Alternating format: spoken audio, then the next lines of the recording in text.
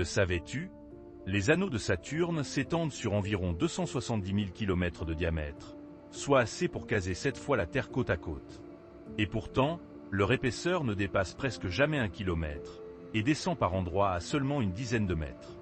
Quand Galilée observe Saturne pour la première fois en 1610, un an après avoir pointé sa lunette vers le ciel, il distingue bien quelque chose d'étrange autour de la planète, mais sans jamais comprendre qu'il s'agit d'anneaux, son instrument n'étant pas assez puissant. Il faut attendre 1655 et l'astronome néerlandais Christian Huygens pour qu'on décrive enfin un disque continu entourant la planète. Ces anneaux ne forment d'ailleurs pas un bloc uniforme. Ils sont en réalité découpés en une multitude d'anneaux plus fins, séparés par des vides, dont la fameuse division de Cassini, creusée par l'attraction gravitationnelle de petites lunes qui orbitent au beau milieu des débris. Les particules qui les composent vont de simples grains de poussière microscopiques à des blocs de plusieurs mètres de large.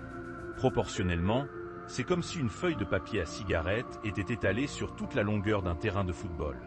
Ces anneaux sont composés à plus de 99% de glace d'eau pure, mêlée à quelques poussières rocheuses.